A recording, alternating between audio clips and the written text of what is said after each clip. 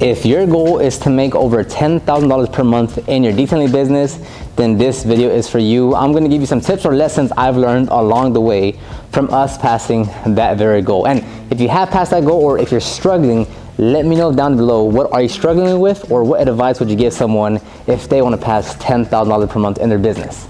Let's get started. So the first thing I would say is, you don't have to complicate the process.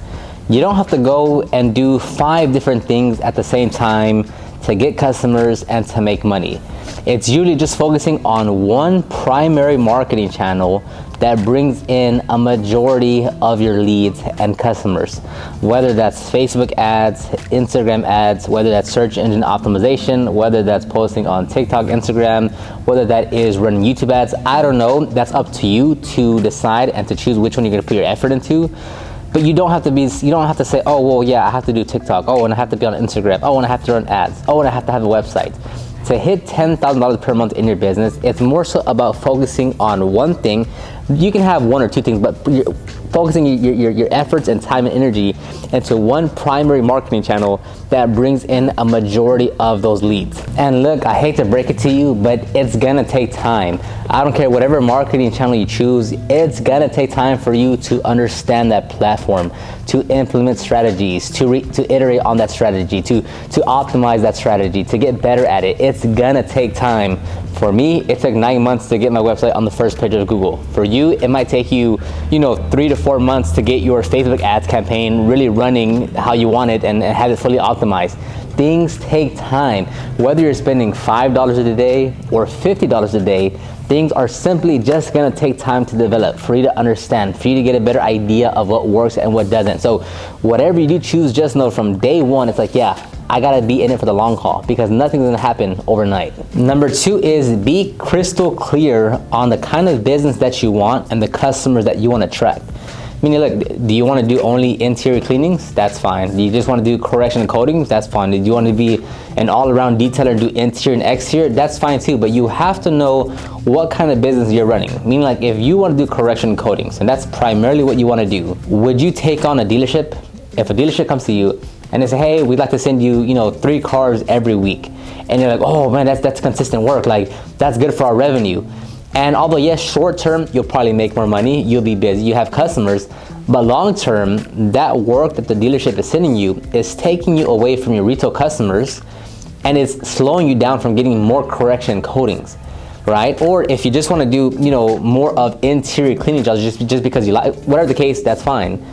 But then if you have, if you get more like fleet washing and such, right? It's like, if you just want to do interiors, but the kind of customer you're attracting and booking to your calendar are not aligned with what you want with your business, it's gonna have a hard time growing it, right? So be crystal clear on the kind of customer, right? What's your pricing, right? What kind of prices, what pricing do you have on all your services? What's entailed in every service that you have? So like for us, like people make fun of us for like on YouTube and TikTok and stuff when we say our premium wash. But again, like, because we know what we're offering, we know the level of service that it is, our premium wash is like $50 to $100 for just a wash, right? And yes, you can go down the street for a $10 wash and still get a wash, but like there is a difference between the kind of wash that we do and then what your typical like $10 hand wash gets you. So it's like being very crystal clear. Someone calls us and yes, we offer a wash, we do that. But if someone says, hey, like I'm looking for a quick car wash, I want to come in right now. It's like, most likely, 1, we don't have it, we don't have the availability in our schedule.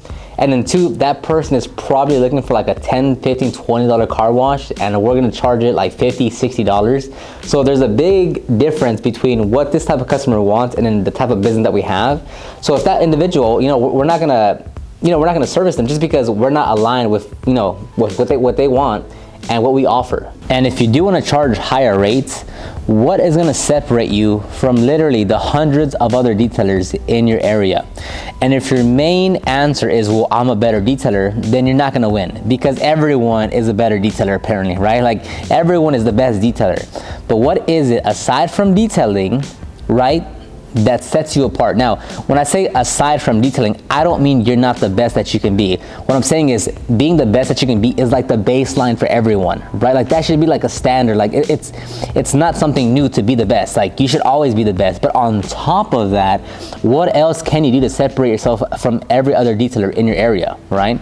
So for us, like, and I have a podcast out. If you want to check it out, it'll be linked down below, where Lex and I talk about like how we book in customers. And a big part of that is like when we're talking to the customers, like we want to be on the phone call for like 5 minutes, 7 minutes and book them in. And it's not because we don't want to talk with them on the phone, but because we've already done this hundreds of times, because we already know the information that we need to give them an accurate pricing, because we already know the entire process. We don't need to make the phone call go 10, 15 minutes. We don't have to ask them 20 different questions.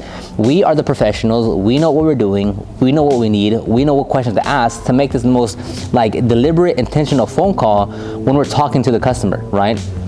When we book them in, we're gonna send them a confirmation text. 2 days before their appointment, we're gonna confirm with them again. We're gonna get there on site. Like that is what I mean. Like you can't just be a detailer, right? How's your customer service? How's your customer experience? How's your communication skills? Like all these things factor into like how you're able to charge and how you're able to run your business and the type of customers that you attract, right? Like how many times have you ever called the business and you know you call them and they're like, hello, and you're just like, is this like, you know, such and such business? And they're like, yes, how can I help you? And you're just like, man, like that person on the phone seemed unmotivated, not enthusiastic, didn't care. Like everyone has had that experience. So it's like, what are you gonna do in your business, right?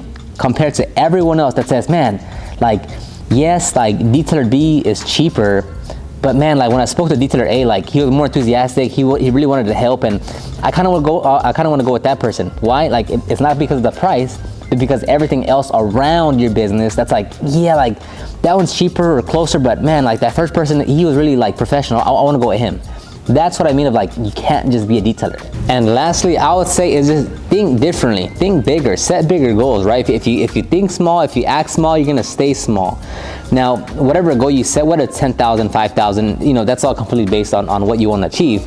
But it's like, if you do set bigger goals and you start thinking, you know, 10,000 seems so far away, but if I really wanted to hit it, what would I have to do? What would I have to change?